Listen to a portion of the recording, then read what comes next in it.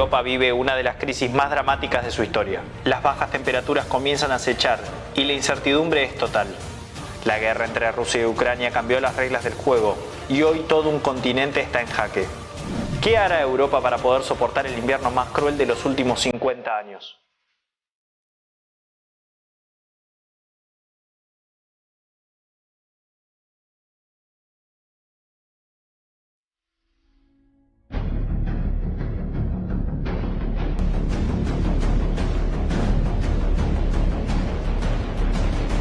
Desde la invasión de Rusia a Ucrania, la escena cambió radicalmente.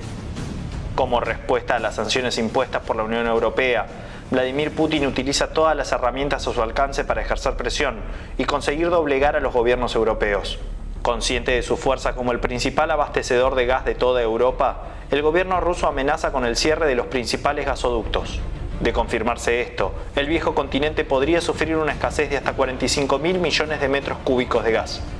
Además de las medidas para instar a la sociedad a reducir su consumo energético y de limitar la iluminación nocturna en espacios públicos, varios monumentos emblemáticos podrían permanecer a oscuras durante los próximos meses.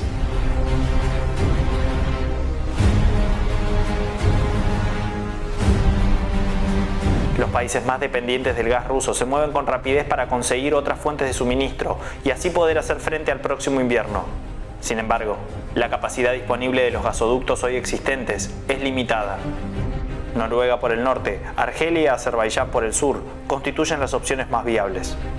Ante la urgencia, una manera rápida y eficaz de poder combatir el posible desabastecimiento ruso es el gas natural licuado. Pero debido a la tecnología empleada para su licuefacción y al traslado por barco, el precio es elevadamente alto. Además, no todos los países cuentan con la infraestructura necesaria para regasificar el GNL e inyectarlo en los ductos. En ese contexto, España se ofreció como alternativa para distribuir el gas natural licuado, dado que posee 6 plantas regasificadoras y cuenta con la mayor capacidad de almacenamiento de este tipo en todo el continente. Hoy Alemania, el país más afectado por la crisis del gas ruso, trabaja contra reloj para instalar 4 de estas terminales y poder contar con cierto margen en el invierno.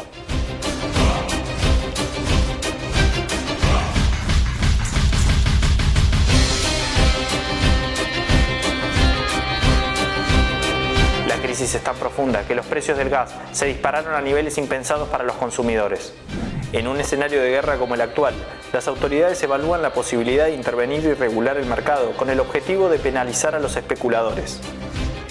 El aumento del gas impacta directamente sobre el costo de la energía eléctrica y pone en jaque no solo a familias, sino también a sectores industriales y comerciales que enfrentan el drama de no poder pagar las tarifas.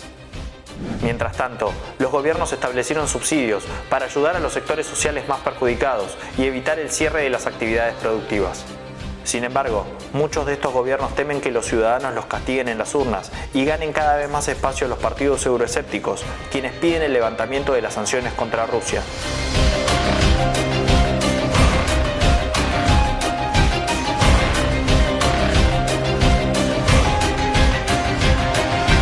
Bueno amigos de YouTube, hasta acá llegamos hoy. Si les gustó el material, dejen una reacción y comenten.